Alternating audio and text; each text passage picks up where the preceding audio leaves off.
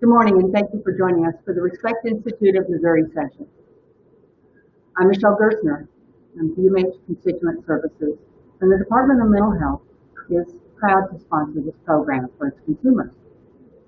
The Respect Institute helps consumers develop their stories in a way that share their experiences of mental illness, its treatment, and their recovery, and turn those experiences into educational and inspirational presentations.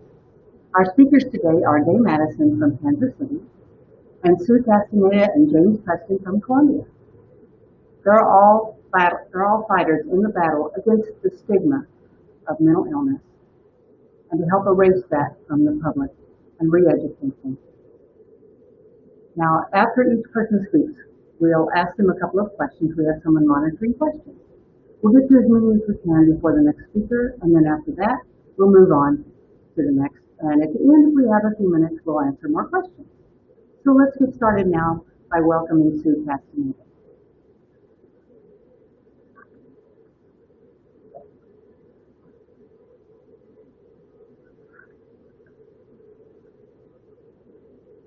Hi, I'm Sue Johnson Castaneda.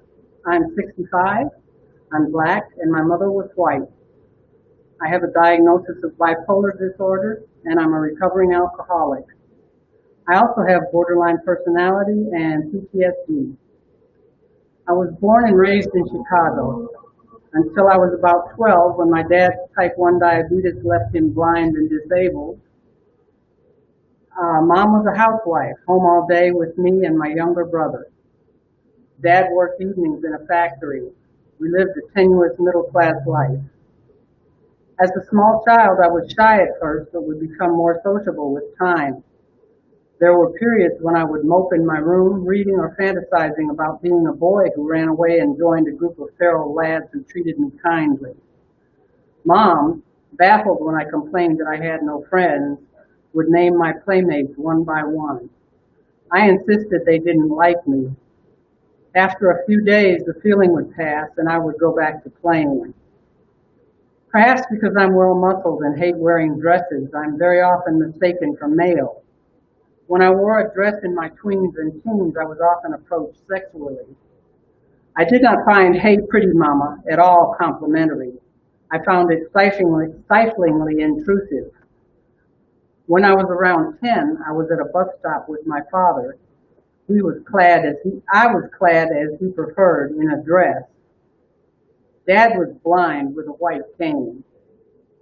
An elderly man crouched on the sidewalk behind me, gently ran his fingernail up the back of my bare leg. I reacted with horror. Perhaps 2 years later, I was walking with a blonde girlfriend. I was dressed in a parka and jeans. As we were approached by 3 older boys who asked me the now familiar question, "Are you a boy or a girl?" At my answer, one of them angrily said I was lying. He grabbed me and roughly felt between my legs. On finishing his inspection, he announced that I was a boy. After that, my dreams of running away with groups of boys evaporated. On my block, the kids were white.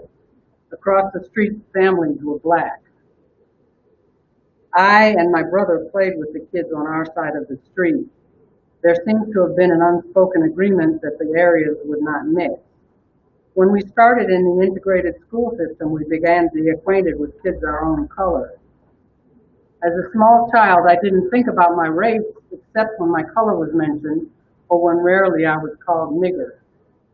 For those who may not understand, in my historical opinion, the word nigger was used to say that slaves and other black people were not human beings. We were beasts of burden. Even today, it means that the speaker looks down on us and believes he can say or do anything to us without feeling guilty. When I was called that awful word by the other kids, I felt like I was not part of the group. I felt angry. I felt very, very lonely. My parents were vocal and active in civil rights. They taught us about the movement. My brother and I are active to this day. Our father gave us a strong warning as we reached our teens and he approached death. He pointed out that our white friends were getting away with things for which we would be arrested or worse. I internalized his undercurrent of anger. I have a cutting tongue and a sarcastic wit, though they have mellowed with recovery. My race and my gender are my biggest issues to this day. I'm black, but people ask what I am. As kids, my brother and I were constantly addressed by Hispanic people in Spanish. I'm straight and female, but people call me sir. I did not want to be an American. Beginning with Daddy's Burlet Spanish book when I was 6, I had studied language. I took French in high school. I ran with Croatian men in my late teens. I fell in love with a smiling Mexican. I spent hours on the internet communicating with Russians and learning their language. A few of them are still my friends today on Facebook. Today I'm learning Italian on Duolingo. I had my first drink, which was a drunk, at 16, the year my father died. At 17, I got a job, graduated, got an apartment, bar hopped on my bike, and ran with older men. At 21, I stopped running and married that Mexican. At 24, I had a son, and my reluctant husband in tow moved to a farm in central Missouri with my mother. At 27, I had another son. Now we are surrounded by Mom's big family, who are cordial, even loving, but tainted with the vestigial racism of the descendants of slaveholders. We get along well. I was hospitalized several times in my mid-30s for depression and self-harm. I faked hallucinations sometimes, so I was often on the wrong medications, some of them horrible. When I was out of the hospital, I would decide I felt better, go off the medications, and return to alcohol. Presently, I would be back in the hospital. My family watched in helpless dismay. As a parent throughout my kids' childhood, I went to extremes. I was affectionate, often using baby talk, informative and responsible. Suddenly, I would become critical, demanding, raging, and verbally and physically abusive. As a wife, I was faithful, helpful, and funny, or cheerful and rageful if he came home late. I threw screaming tantrums and punched holes in walls. His one punch would settle me down. At my urging, we drove to bars. I would resist leaving until he walked out the door without me, I running to catch up, both of us drunk. But it was in 2000 at 45 when I quit drinking and joined Alcoholics Anonymous that the mental illness completely took over. In that year, I went in and out of psych hospitals, grinding down from mania and engaging in self-harm. As time went on, the manias and the hobbies and obsessions that I engaged in lasted weeks and got more expensive and intense. I once bought a $2,500 riding mower. At 50, I was fired from my job as a registered nurse and could find no other. I stopped looking and shut myself up with my computer, staying up all night on the internet. I wrote erotica and obsessively tracked my favorite movie star. I ate when my loving husband called me to meals. I attended AA, but nothing made sense. At 53 in 2008, I abruptly divorced my husband and moved to Columbia, continuing in AA with the same incomprehension. I tried several times to work, but couldn't concentrate. I had delusions that caused great embarrassment when I acted upon them. I was steered to vocational rehabilitation, to Job Point, then found myself on Social Security, disability, and Medicaid, and a part of New Horizons. I cannot remember that process. New Horizons supports every aspect of my mental health needs. Here I have a CSW who helps me organize my life, a psychiatrist and nurse, and another nurse for physical health. I attend psychosocial rehabilitation, whose workers offer classes for socialization, mindfulness, illness management, and communication. We have recreational activities and a healthy lunch each day for next to nothing. In getting to know the consistent, coordinated, multifaceted staff, I have come to like and trust them. I have gotten more honest about how I feel, so now I'm on medication and a routine that works. It was in talking to my present doctor within the last 2 years that I recognized the broad sweep of the manic and depressive periods over the years. I had heard an interview on the radio of an author who described events and feelings as he looked back over his life and finally recognized his bipolar disorder. Through the encouragement and assistance of New Horizons, I have lost 50 pounds and am much more comfortable in a group of people. Today, the program of Alcoholics Anonymous makes sense. Last May, I completed 20 years of sobriety. I've never been very sociable. My best friends are 4 schoolmates, still in Chicago. My 41 years in Missouri has gained me a handful of friends in AA and in my extended family. We message or talk occasionally, and I visit Chicago, where my brother and his family live, about once every 2 years. My most peaceful times are spent alone, often writing, reading, or exchanging ideas on the internet. But best of all today, I have a good relationship with my 2 sons and 10 grandchildren, 5 by blood and 5 by love. In 2009, my companion of 44 years and I resumed our relationship, now back and forth on Interstate 70. It is relaxed and friendly today, though we remain divorced.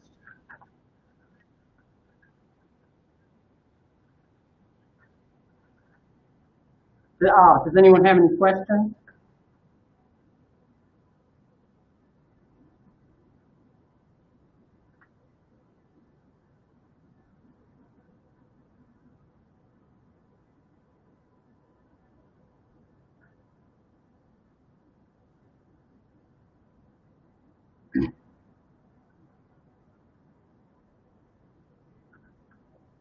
Thank you.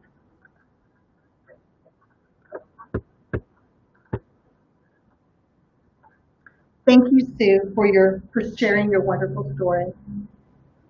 I'm Sharon Frosta with the Department of Mental Health Office of the Constituent Services.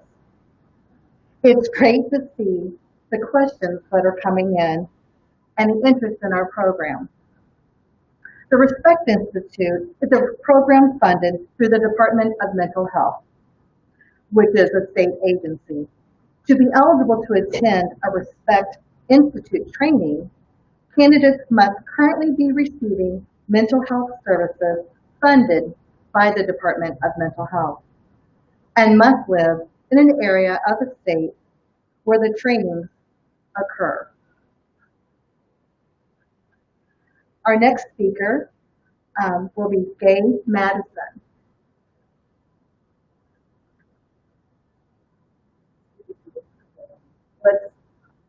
Let's see if Gay is ready to come online. Oh.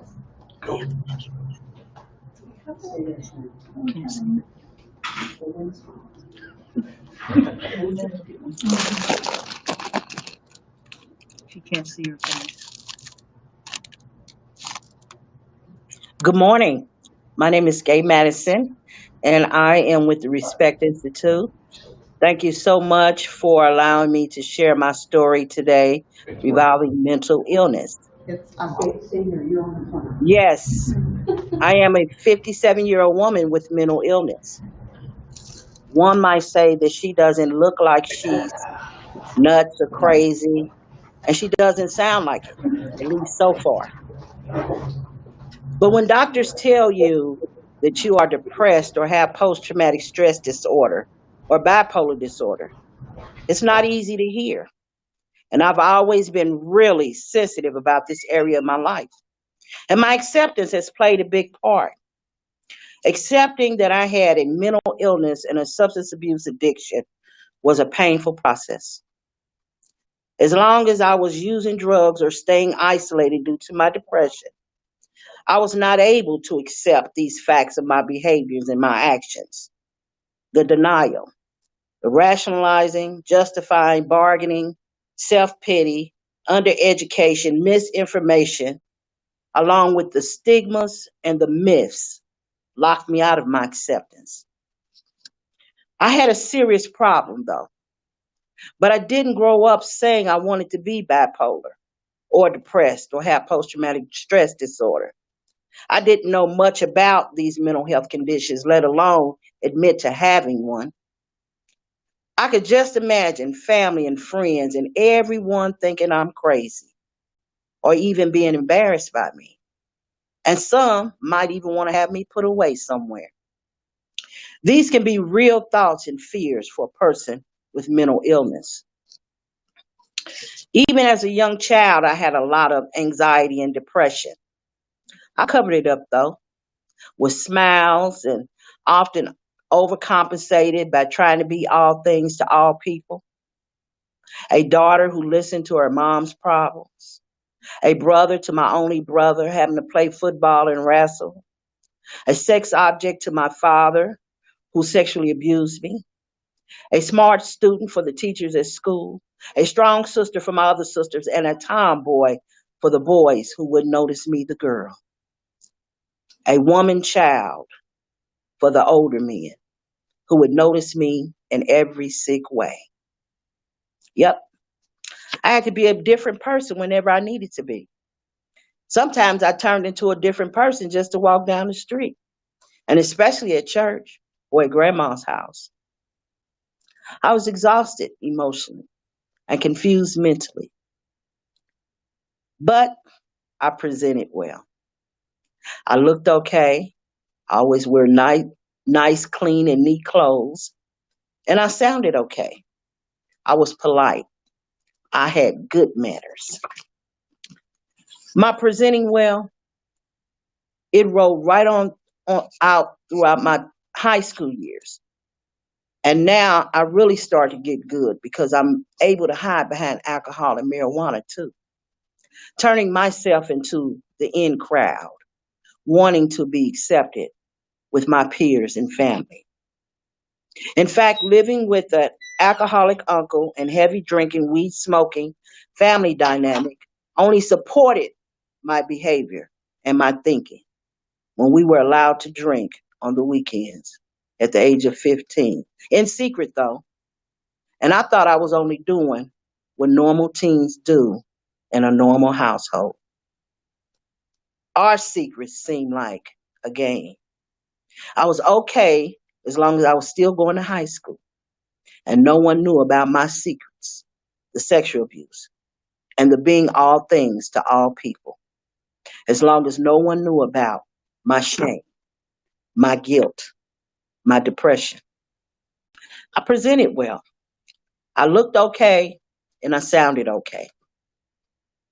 College life, well, it started good, but it became a struggle.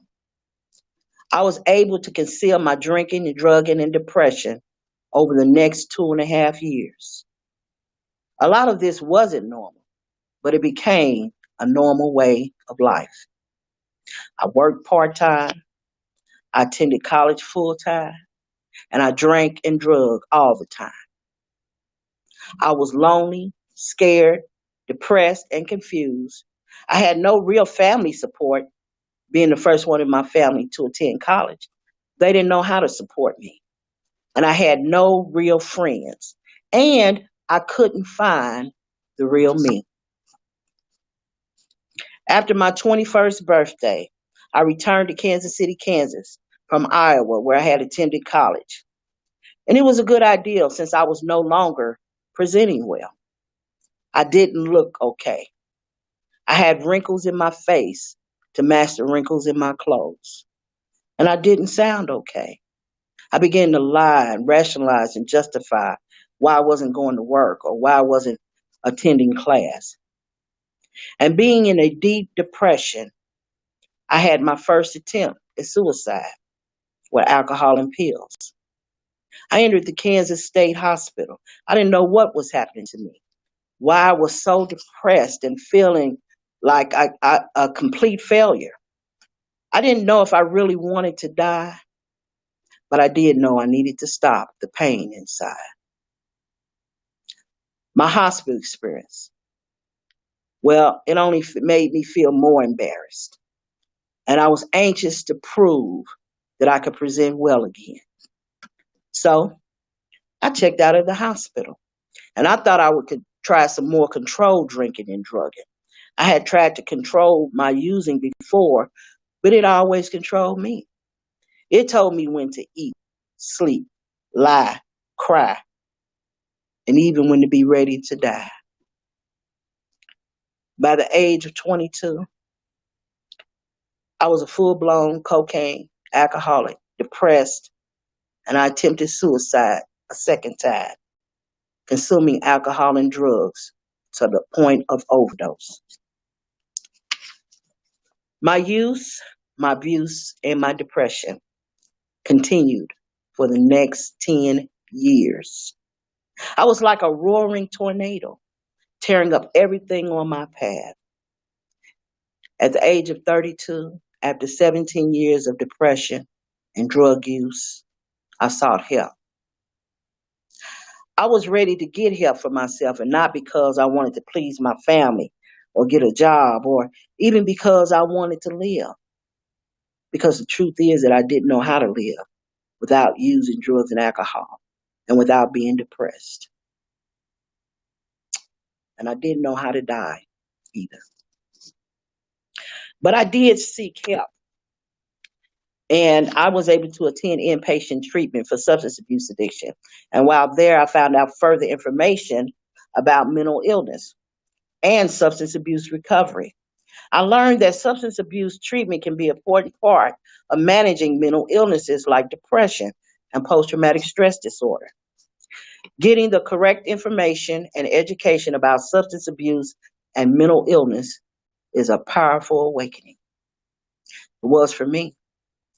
I was relieved and I was eager to find out how to continue the recovery process. I was taught about the signs and the symptoms of depression, and I learned how to use certain tools, including antidepressant medication and individual therapy, to help manage my symptoms. I say manage because there is no cure for depression or for drug addiction.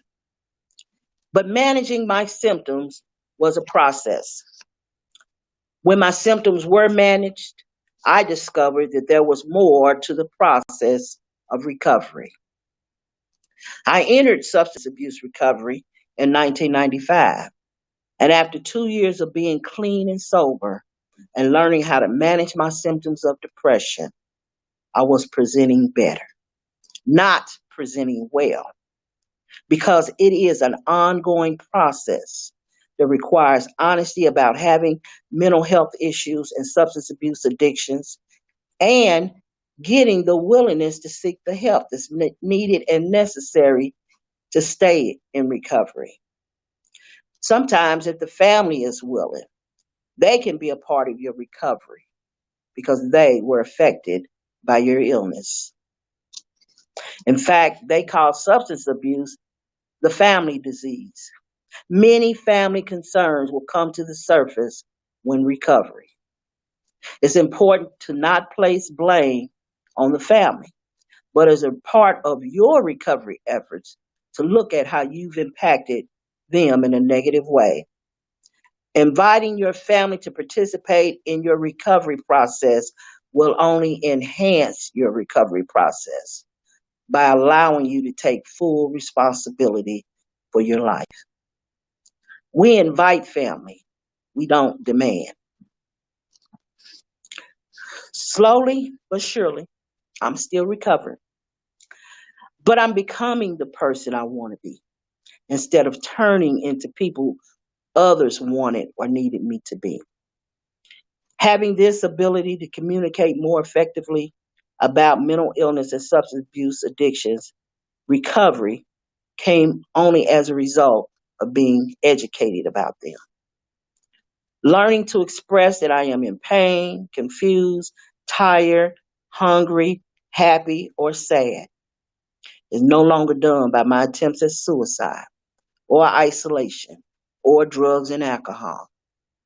I have learned to describe my symptoms and to match them to possible solutions like talking with my therapist, going to a support meeting, calling a friend or other family or support persons, sometimes even taking a nap are all things I can do to reduce my symptoms. In order to build your recovery, you have to have tools. In order to grow in your recovery, you have to use those tools. And because recovery is an ongoing process and not an overnight event, you can add tools that continue to promote good mental health. In 1998 through 2008, I worked as a substance abuse counselor, which included me working with others who have mental illness. And it is one of the greatest passions in my life, helping to assist others get educated and informed about mental illness and substance abuse addictions, while helping to dispel the misconceptions and the stigmas associated with them both. Today, I can't say that my life is perfect, but as a result of seeking help, getting educated about my illnesses, doing the work of making some changes and going through the process, it's getting easier to manage my life. But I have to stay committed to recovery. I must continue to work on the root of the problem and not the symptom. The root of my issue was depression. The symptom was substance abuse. If you will, picture a flower. It looks presentable and beautiful, but underneath, the part we don't see are the ugly roots. But it's from this very same flower and from the very same roots, and because of the watering, the nurturing, and changing or adding new soil, that the flower grows. I'm learning to take care of my roots, causes, and conditions today by staying with the systems of help, getting support, and getting educated about mental illness and substance abuse addictions. And lastly, I learned that everything that looks good on the surface still has its ugly roots. But just like the flower, the taking care of the roots will always lead to growth. And thank you. That's my story. And I just shared it with you. Are there any questions? Let's see if we have any questions for Gay. A lot of good congratulations, Gay. Thank you. Please stay with us because at the end, we're going to have an question and answer session. So hang in there. We're going to listen to JamesPreston. And then at the end, we'll bring Sue and James back in and have you here on the line. And let's see if we can get some questions answered. All right. I really enjoyed your story of your journey. Thank you. The journey of you coming to be the real Gay. Yes, thank you so much for having me in this opportunity. Yep. Wonderful, wonderful. And our third presenter, last but never least, is JamesPreston of Columbia.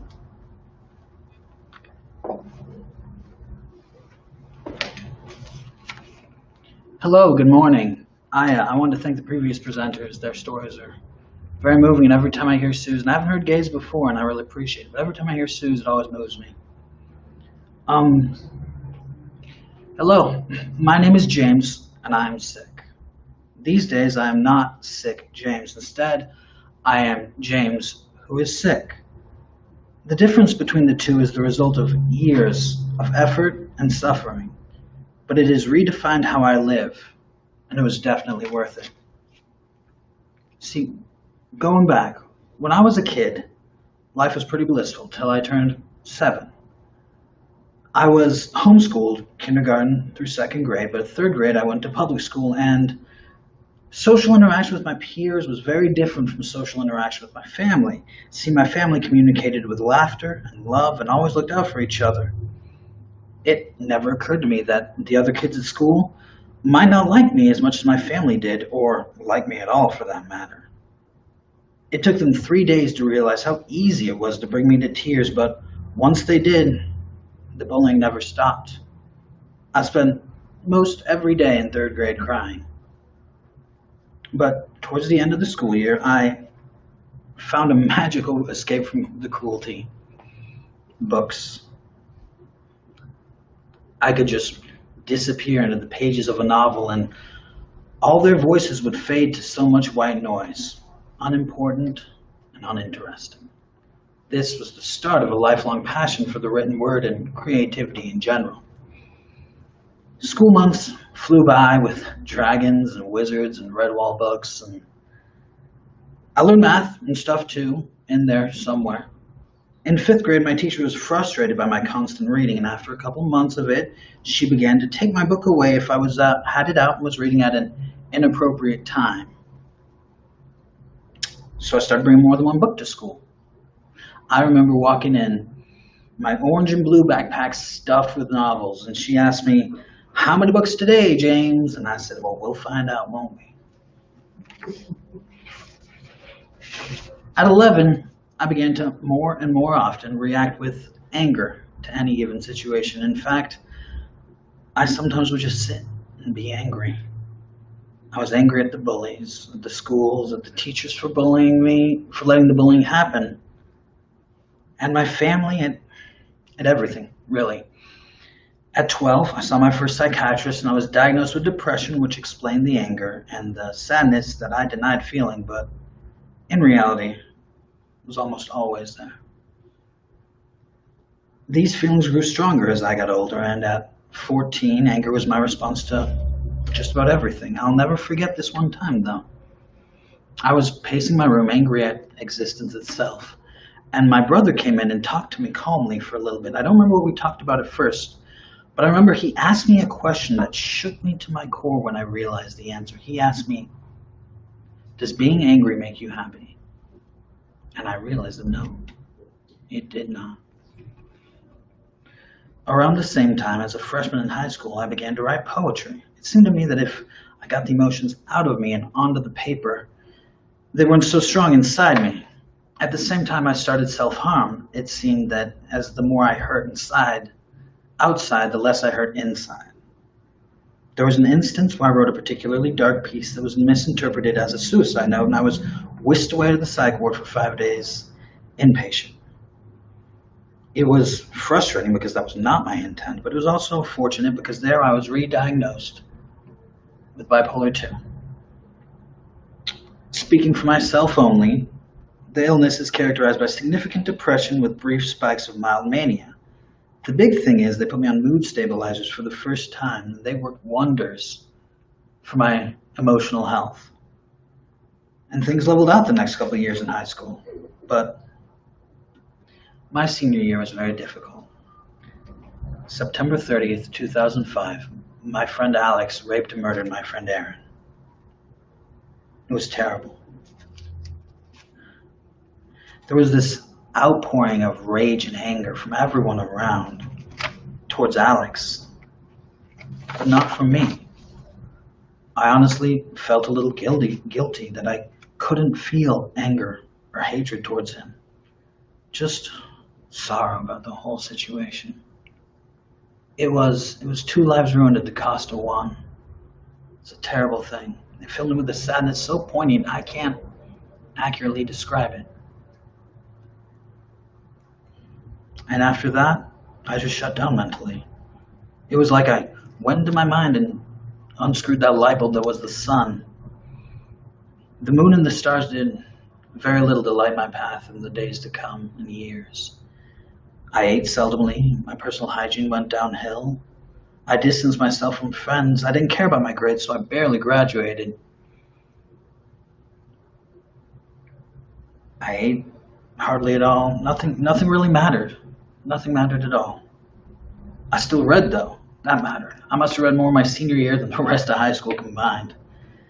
Gradually, over a few years, I restarted, so to speak. It took time, but eventually I went out, I got a job, started making friends again. And in spring 2007, I decided to do the college thing. Everybody's doing it. I might as well do it.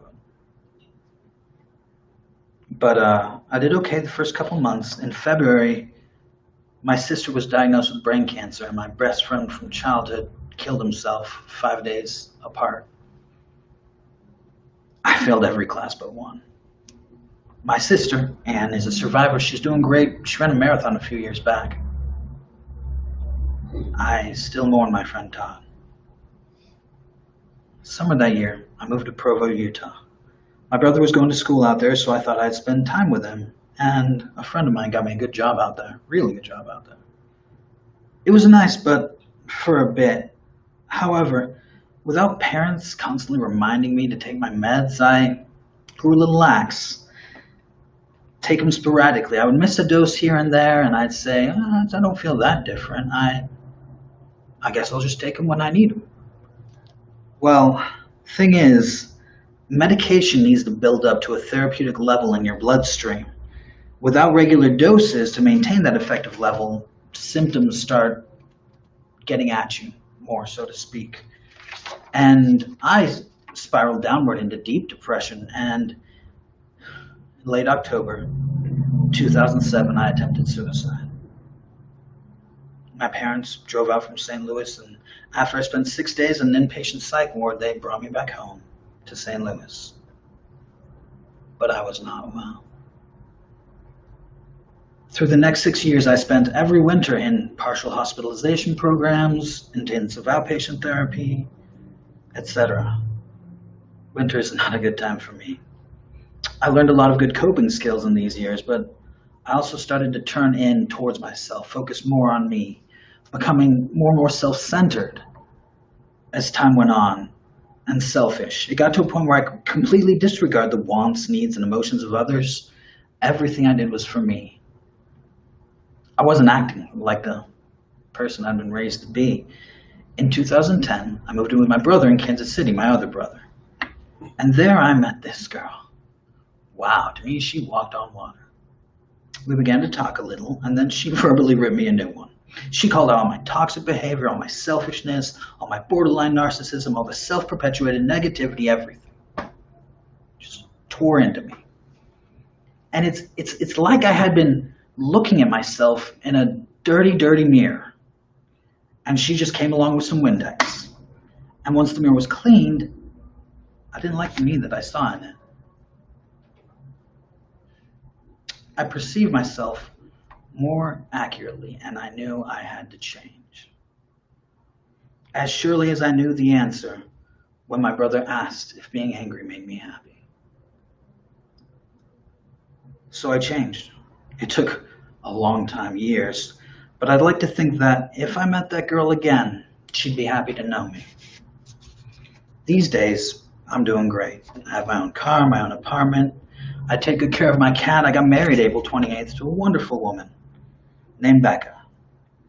I was able to hold down a part-time job waiting tables at Miss Kim's Fish and Chicken Shack. And before she moved locations, now I work for Grubhub. This functional, wonderful life is possible in a huge way because I really listen to the instructions and advice of the mental health professionals in my life. I take my meds regularly, I practice mindfulness meditation, and I have a great counselor and the love of a good woman. I've learned many things throughout these 32 years, although it seems the older I get, the less I know. But I do know that just because this illness is in my life doesn't mean this illness is my life, and that now is not forever.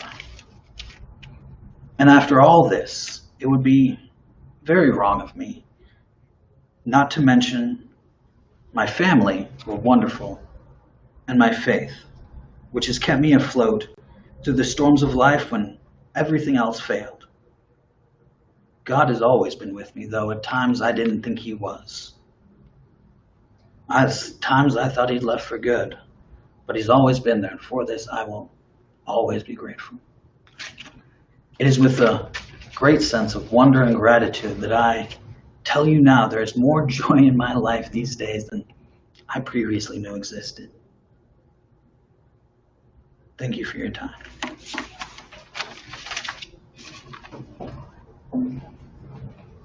All right, thank you, James. That was fantastic.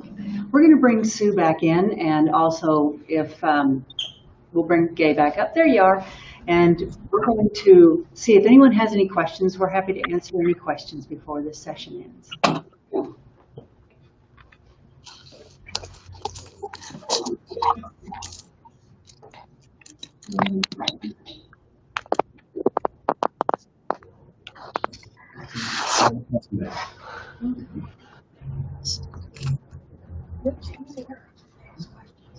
And anything you want to know, I'm happy to answer.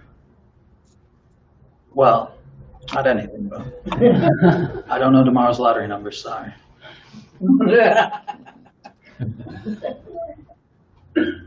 Ready. A lot of compliments coming in. Yeah.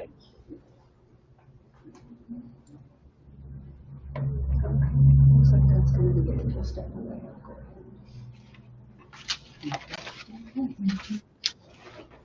All right. James, Thank you, Gay, and Here's a question. oh, we have a You're question. welcome. Please, Okay, two questions. James, James. what kind of books did you read, James?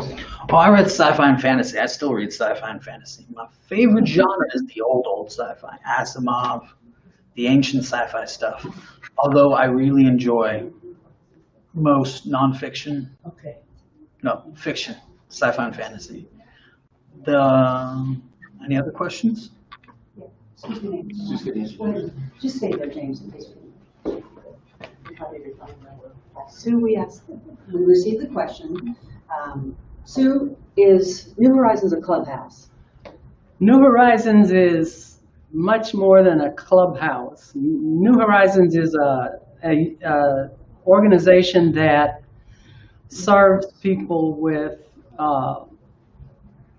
mental illness and substance abuse.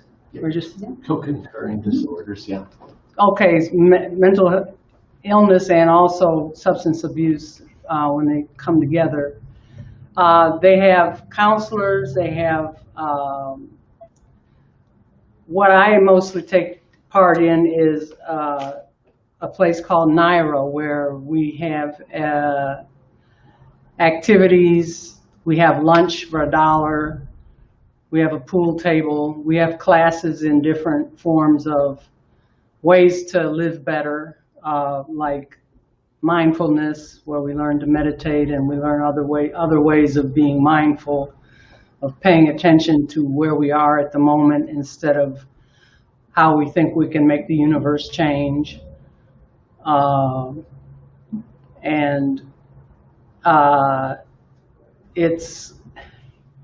It's just it's like a place to get together with other people with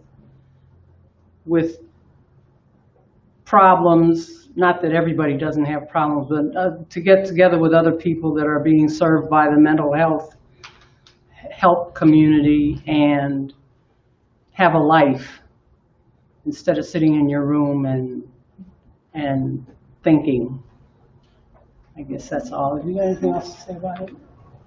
New Horizons is great. I love the people here. They have a CPRC. I don't know what that stands for. CPRC. They have a program with caseworkers for you and a psychiatrist, counselors.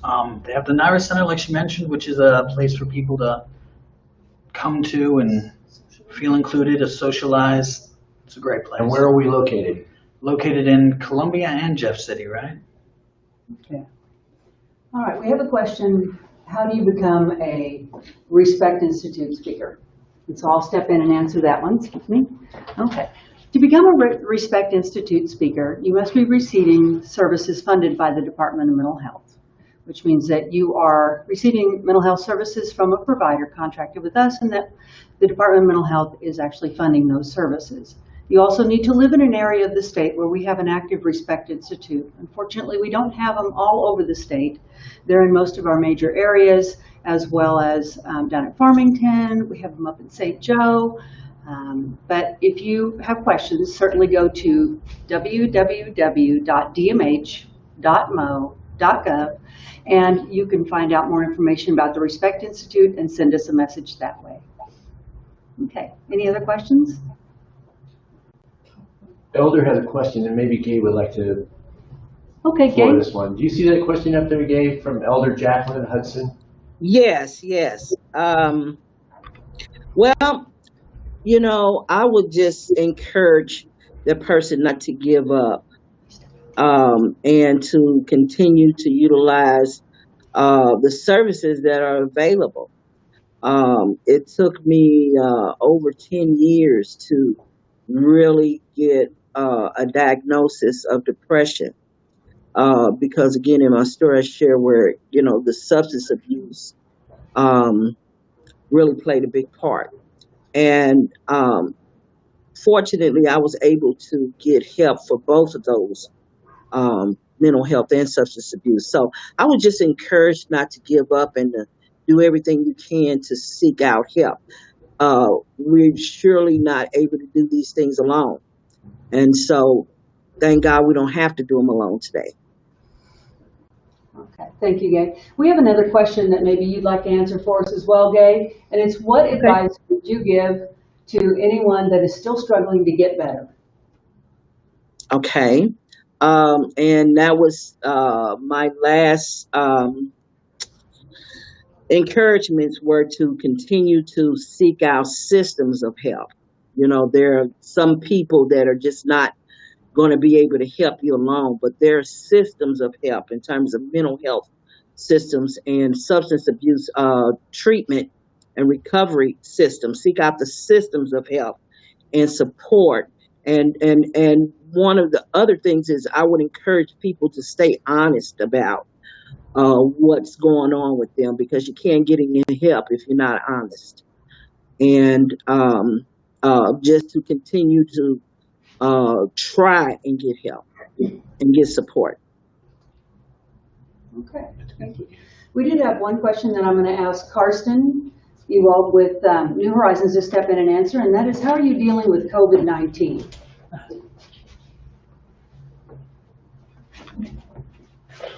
How are we dealing with COVID-19? Well, we do have a day center here at New Horizons, but the day center is closed for the time being. So the caseworkers and PSR staff are reaching out to consumers by phone, meeting them outside, and maintaining safe physical distance. So a lot of mask wearing and taking all the precautions that we can to not spread the virus anymore. Taking it one day at a time, keeping positive attitude about this, because we will get through this. And that's probably the big struggle right now. Is it's been rough for staff, it's been rough for consumers, it's been rough for everybody. So we're all in this together, and we will get through this together. All right. And online classes. And online classes. Thank you. Okay, let's see if we have any more questions that come in. We've got just a couple minutes left before we end our session. Good questions so far. Okay. Well, let's go ahead and congratulate Gay, James, and Sue, and thank you so much for presenting with us today. The impact of the Respect Institute is far and wide, and we want to make sure that we get as much education as we can out there to erase that public stigma of anyone having mental illness not being as worthy or as normal or as anything else you want to call it as anyone. And we want to make sure that we share our stories in a truthful way, and that we make sure that we educate everyone around us. So if we don't have any more questions, we're going to go ahead and say thank you very much. Thank you guys so much for presenting today. Michelle, thank you for hosting, and Sharon also for helping us out on that end. Also to New Horizons for helping host that event today. I appreciate that very much. And to all the speakers, Sue, James, Gay, you guys gave some incredible testimonies, and I loved listening to your stories, and we wish you the best of luck on your continued journey to, just succeed in life. And we are so grateful to you for sharing your stories.